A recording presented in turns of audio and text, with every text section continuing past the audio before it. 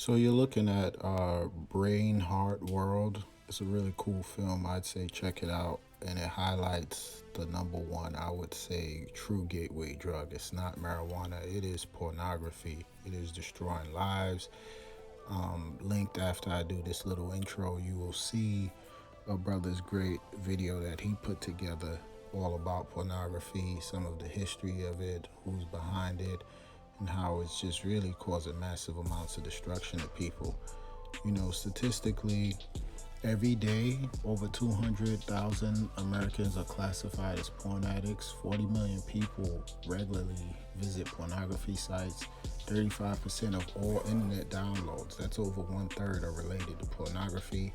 And think of this era of OnlyFans, and the company just announced that it's moving away from the adult content where you have mostly men, and of course you have women too, but men are actually paying women for what is readily accessible on the internet for free because they're burnt out from porn. I make the argument that it's really they're looking for some sort of level of intimacy, so they pay a woman to sort of interact or send them a photo in their underwear, so on and so forth. That sort of stuff, when really what they're craving is true intimacy. It truly is destroying people. I have a brother whose marriage is on the rocks, and he just came from a conference, and I've been sharing some information with him because secretly he was struggling with this beast for 6 years. You know, not wanting to touch his wife, not wanting to really deal with her. It brings about a lot of shame. It is crippling, brothers and sisters. What it does is it keeps you from being able to go ahead and be who you need to be. And it's such a major distraction. It destroys the brain. It does so many different things, and people aren't willing to acknowledge it. Me personally, I feel great being away from this stuff now for, I don't know, several years, however long it's been. It's been really amazing to stay away from that. You get your time back, especially as a parent, you know, in terms of you're taking time away from your children, you're taking time away from all sorts of stuff that could be far more productive. Sex is a weapon. They've weaponized it against us out of the context of a meaningful relationship, of marriage. What you have is what you see with pornography. Why I say it's a gateway drug, many killers, people like Jeffrey Dahmer, there have been people throughout history who they found that they talk about how pornography increases aggression. It's the gateway too to the other types of pornography, where next thing you know, people are looking at bestiality, children, all sorts of stuff that they normally would not find themselves involved in. And part of it is because porn destroys the brain, it messes up your dopamine. So it's almost like alcohol, where you need more and more alcohol to get drunk. You need harder and harder, more perverted images to get yourself off. Excuse me. Men too, by the way, the more you're using pornography and ejaculating, you're also doing physical damage, not just to your brain, but to your prostate. You know, we're not meant to have sex, what, 6, 7, 8, 9 times, or however many times a day a man can go and sit and watch pornography. Now, the only one caveat, because things have gotten so toxic between men and women in this society, is obviously you can't get a false claim against yourself, but you're still damaging yourself. You know, at the end of the day, porn is really not your friend. I highly, highly recommend checking this video out. It's been done so well. Fight the New Drug is also a website that's really great for resources. If you want resources around how to overcome this and see what it's doing to you, reproot.com.usa is a great resource. I think I have some other resources listed here, but you're looking as well as a photo of what it does to the brain, for example, of someone. And recently as well, the last thing I'd want to share is I have a brother of mine who he's a therapist himself, and he's been dealing with some stuff around this. And even he says he meets with a lot of clients, and you can't imagine how many brothers and people are suffering with this thing. So I hope this edifies you. Please check out the video that's coming up next. And I shared this information with him as well so he can get himself back to where he needs to be, because we got to get delivered out of this. I believe in the scriptures. I believe in the Most High. I'm not a Christian. I don't believe in that. Uh, that's a whole other conversation. But at the end of the day, it really, really, it's meant to debilitate you. The last thing I will close with, just think of it this way, people. Soda has remained cheap and damn near free. They make sure pornography is cheap and free, pretty much. It's all over the internet, and it's not because they're doing you a favor. When you have easy access to something like pornography and the many things they give you in society freely,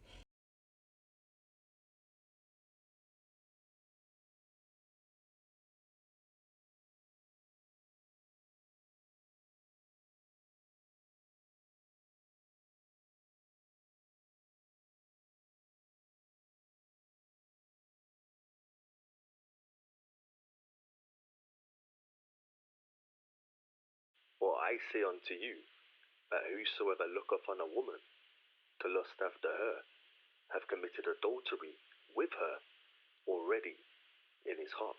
On Wednesday, that if they really wanted to deal with abortion, preachers would preach on fornication. Past few years, Ron Jeremy developed a friendship with Pastor Craig Gross from Triple X Church. The two debate the pros and cons of pornography on college campuses throughout the United States. You're over 18 years of age. If you're old enough to fight and drop dead for your country, I think you could choose what porn you might want to watch, you know? Our message is simply this, that Jesus loves you. We give out Bibles that say Jesus loves porn stars. And I think it gave us a lot of freedom, but it also kind of is at a point now where it seems to be a dark turn. There's a lot of access. You know, I have 2 teenage boys, and I just want us to take stock of ourselves and kind of think about, just have a little bit of a timeout, press reset. But what is the dark turn? I mean, what is it that you think is happening to teenage boys and other people, you know, anyone who's consuming it? Grown men too. You know, when you have a woman lying in bed in lingerie and you're in the locked in the bathroom looking at the computer, something's wrong.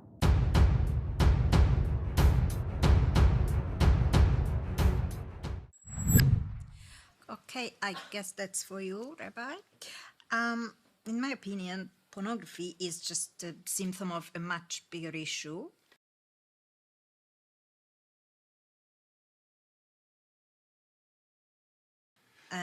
We as a society simply just don't know anymore what intimacy is and how it works, and people are becoming more and more isolated, and loneliness is just spreading in our society like cancer, and there clearly is a need for pornography as evidenced by the huge supply there is. So my question is, instead of trying to eliminate pornography from our society, why aren't we trying to find a cure for loneliness?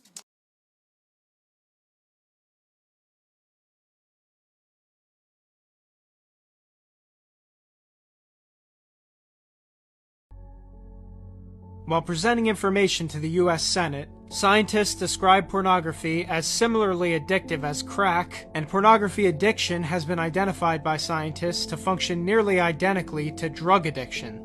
A 2015 study titled Neuroscience of Internet Pornography Addiction, a Review and Update, states this. The review leads to the conclusion that internet pornography addiction fits into the addiction framework and shares similar mechanisms with substance addiction. Neuroscientists have also stated that pornography hijacks the regular functions of men's brains and has a major impact on their thoughts and lives. Unfortunately, many in the medical industrial complex and mainstream media like to claim that individuals are only addicted to pornography if they're unable to resist viewing it in situations such as at work or in public. This faulty logic completely falls through when we apply it to other forms of addiction. Are you not an alcoholic as long as you don't drink on the job? Can someone not be addicted to drugs unless they do it in public? A far better measure to verify whether someone is addicted to pornography is to see if they can abstain from it for as long as possible. If they fail to abstain for longer than a few days, they are likely addicted. Other signs of addiction include instinctively or mindlessly seeking out lewd images on social media, or telling yourself that you can quit anytime you want, you just don't want to quit right now. Someone repeating these mantras to themselves is a form of subconscious rationalization used to justify their biological addiction. When one looks at the incredibly high frequency of pornography use in the adult population, it wouldn't be unreasonable to suggest that pornography addiction is one of the most grotesquely underdiagnosed disorders in the modern world. You know, so there's so much access, and I'm worried about that for young people too. That I know I should probably disqualify myself in this conversation because I'm a Playboy playmate. I had a tape stolen from my house and sold, and all over the world that we had nothing to do with. But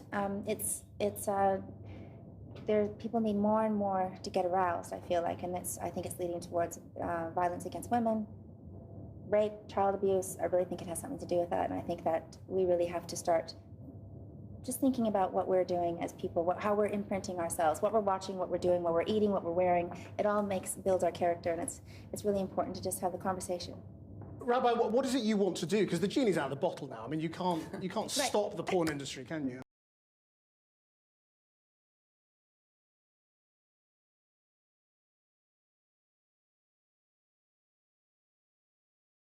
As for pornography's other major effects, they break down into two main categories: cognitive and behavioral. These effects have some overlap, but we'll start with the cognitive. Firstly, and perhaps most importantly, frequent internet porn use has been linked to the brain being less receptive to dopamine.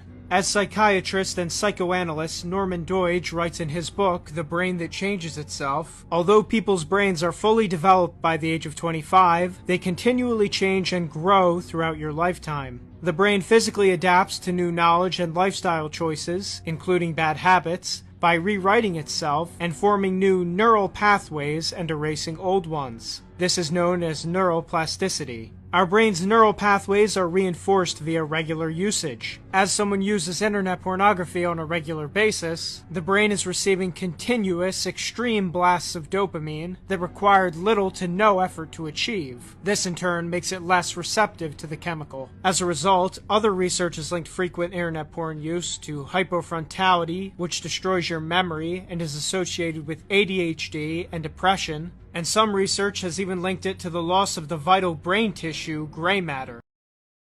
What shall we say then? Is the law sin? Yah forbid. Nay, I had not known sin, but by the law. For I had not known lust, except the law had said, Thou shalt not covet. Now, on to behavioral effects. The first notable behavioral effect of frequent internet porn use is the buildup of tolerance, or desensitization, to regular sex acts. This results in porn users, over time, seeking out more and more extreme or novel types of porn to get the same sexual high.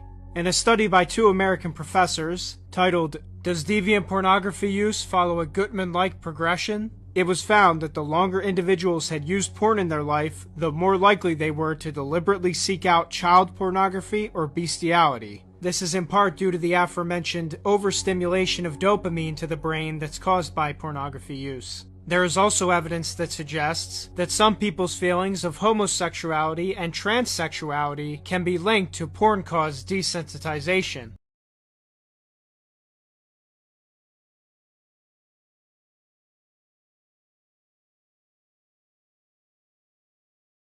And it doesn't even end there. Those who masturbate to online porn are far more likely to develop erectile dysfunction and report significantly more difficulty getting aroused by a real-life partner. Tellingly, rates of erectile dysfunction today are at historic highs and have been rising every decade. For all that is in the world, the lust of the flesh and the lust of the eyes and the pride of life, is not of the Father, but is of the world. Furthermore, porn users are far more likely to believe that sexually aggressive or deviant acts are normal. And this normalization of sexual aggression is linked to higher rates of committing sexually aggressive acts. As we would expect, when something is normalized in a person's mind, they're far more likely to engage in it. This fact is even more insidious when we consider that some influential people have recently suggested that giving pedophiles simulated child pornography will somehow protect children from being abused.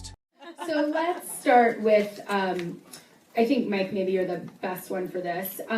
Maybe the background of Jews and the adult entertainment industry, either from the filmmaking perspective, management perspective, active perspective, viewing perspective. Share. You sure this isn't one you want to take? I have some thoughts on it. Here. Jews in the adult industry, there's a lot of them. It was pretty much founded by the adult industry, or I'm sorry, the Jews. The adult, I had a couple beers. The adult industry was pretty much founded by the Jews. Basically, in the early 1900s, the German Jewish immigrants came in. In the early 1900s, the German Jewish immigrants came in. Rabbi Shmuley, I have to say that Great Britain has a minister for loneliness, and it's an interesting concept maybe other countries should take up.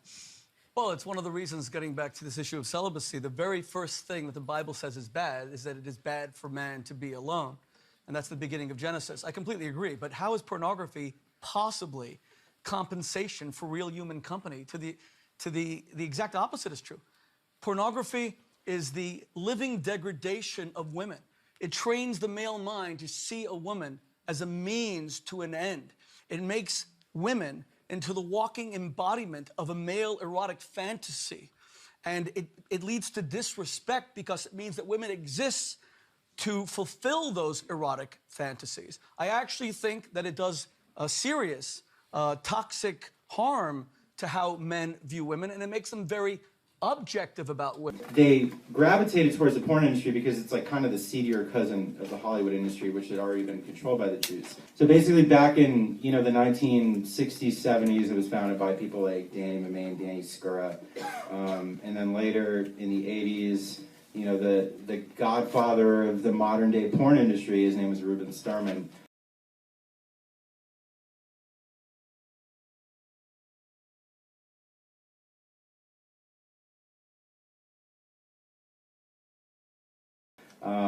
Who was actually an Orthodox Jew. He owned over 200 bookstores all around the country. He's actually my godfather, which is kind of weird.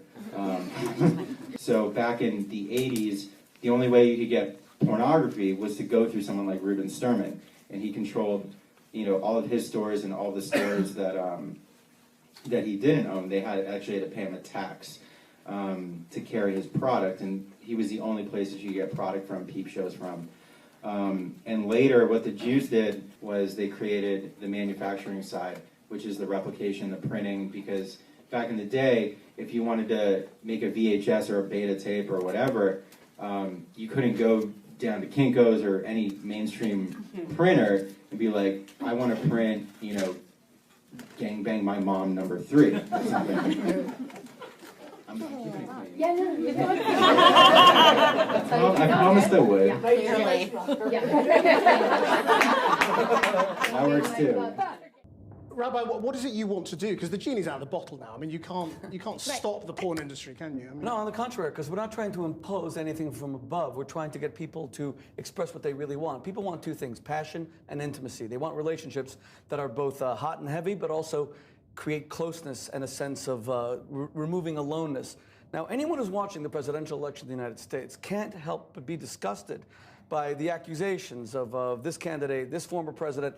But these people, it's not just political, they're marinating in a culture that degrades women, where women are portrayed as the means to the male libidinous end. Now, Rabbi Shmuley raised the tone, the sexual tone of what's going on in the US election at the moment. Now, you've written a very powerful piece on your blog, really, I guess, talking about Donald Trump and those revelations recently. I mean, you found it disgusting. So what they did was they created all of these companies that manufactured DVDs and VHS and beta and printing, and all the companies pretty much had to go through the Jews.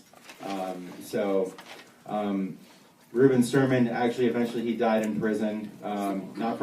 They tried to get him from obscenity back in the 80s, which was a big thing. And it actually still is. There is an obscenity arrest today. But he eventually died in prison because of tax evasion, because he didn't want to pay taxes. So that's, it happened. Yeah, Jews and money. Jews and money is the next taboo talk. I mean, next year. Rabbi? Buy your tickets today. Do you want to weigh in? So let's follow that up with the relationship between the Jews who got involved in this industry because they couldn't get involved in mainstream Hollywood, and their relationship with non-Jews then who were in this industry. Was there a stigma? because while they did control a variety, historically control a lot of this industry, was there a stigma about those who were actively, let's say, making the films about being Jewish in this movie? Was there a stigma within it? And was there a stigma from other Jews who are in the community? And where is that at today versus historically? The greatest technological wonder that we've created since man stepped on the moon, the internet, 70% of it is pornography, and we don't talk about it. And the fact is that men have to learn how to be gentlemen. Men have to learn how to respect women. We focused a lot about the damage done to children. And I completely agree that every cleric has to be held accountable. And we have to also emphasize that rabbis and priests and imams, we're only human beings, and we struggle, and we're not divine. And I agree with so much of that criticism. But let's not forget how many women are being turned off of sexuality because of the male approach. So loneliness is real. It has to be addressed. I don't know if we have to create a minister, but I'll volunteer myself to be Australia's Minister of Love and Loneliness. I'll be the love rabbi. But I would love to see women stepping up and saying this is unacceptable. Do you know how many marriages I counsel? Do you know how many marriages I counsel?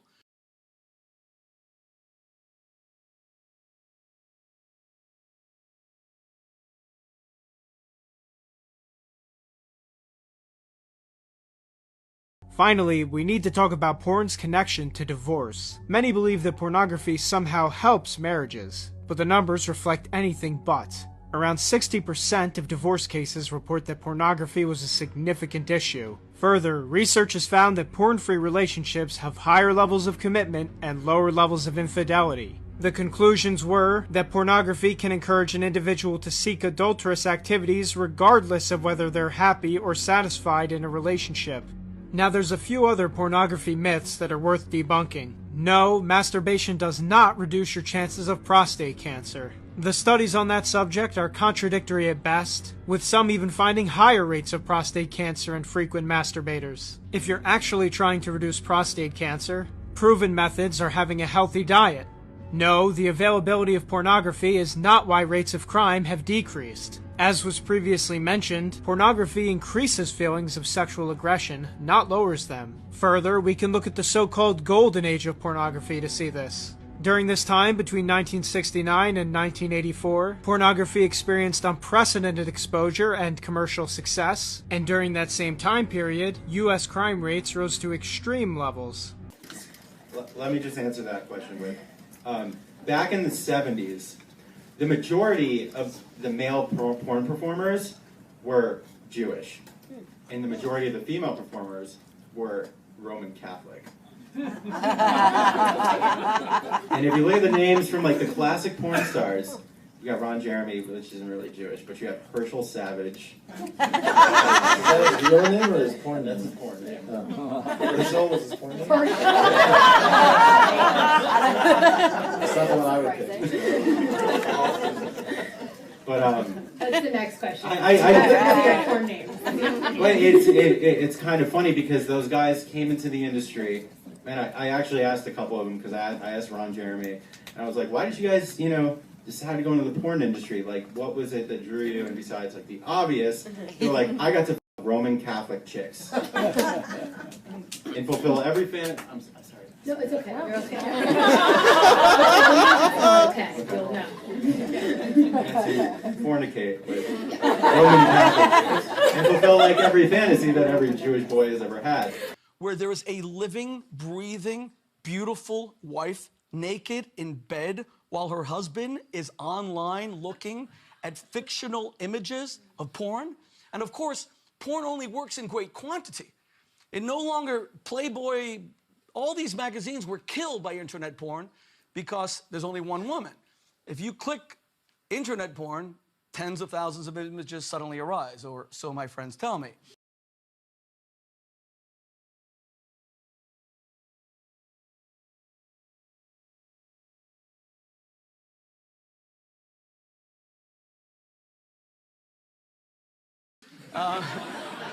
And the reason is because it leads to boredom. It leads to erotic boredom. Familiarity breeds contempt. So it actually, it desensitizes us erotically. It diminishes attraction.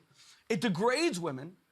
it makes men incapable of being attracted to one woman, and finally, it makes sex so boring. Do hope it is a complicated situation, the elections, and it seems kind of like a reality TV show. And, you know, you don't even want your kids to watch TV right now because you don't want to see this.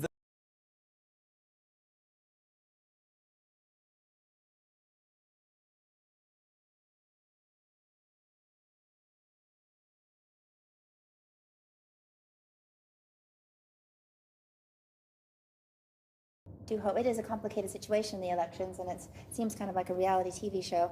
And, you know, you don't even want your kids to watch TV right now because you don't want to see this.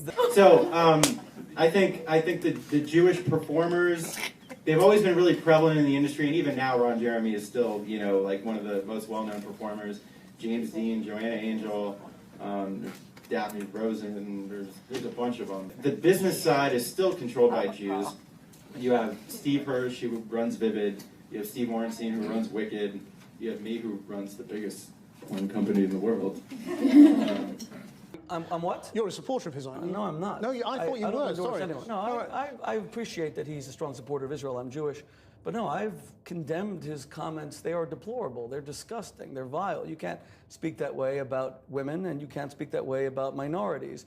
The most powerful thing in our conversations, me and Pamela, is when she says to me that so many women want to be treated like sex symbols, like Pamela is an international sex symbol, but actually, in relationships, that means you get treated very poorly, very badly.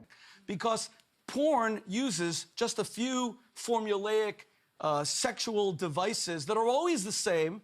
It stifles real sexual creativity, and it makes men think that sex is not sensual, it's not about connecting with a woman, but it's about doing things to a woman. And I think its toxicity finally has to be exposed. The fact that someone like Pamela Anderson would join me in publishing a book, this book, Lust for Love, when, you know, she has appeared on the cover of Playboy more than any other woman. And we debated this, and she says that Playboy is art, and I don't necessarily agree, but she definitely agrees about hardcore pornography. So the more, it's almost like we want to look at the Me Too movement, and we want to change male behavior, but without looking at some of the factors that are causing men to disrespect women.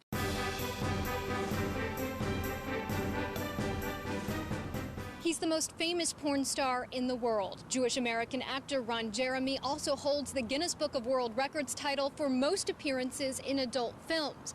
But when he faced a life-threatening situation recently, he reached out to a Christian pastor at an anti-pornography church. Over the past few years, Ron Jeremy developed a friendship with Pastor Craig Gross from XXX Church. The two debate the pros and cons of pornography on college campuses throughout the United States. You're over 18 years of age. If you're old enough to fight and drop dead for your country, I think you could choose what porn you might want to watch. And a lot of women are suffering through that. And if you have someone like Pamela Anderson saying that, if you have someone like Pamela Anderson saying, I'm in a relationship where men could ignore me physically, erotically, sexually, because men are kind of addicted to vast quantity, wow, that's a real problem, and we have to start having that conversation. And finally, it's often claimed by pro-pornography sources that pornography can reduce stress. But pornography's effect on stress is similar to that of marijuana. It may provide some relief in the short term, but its long-term chemical effects on the brain produce more stress, not less. Again, ways to actually reduce stress are things like listening to relaxing music or exercising. You're over 18 years of age.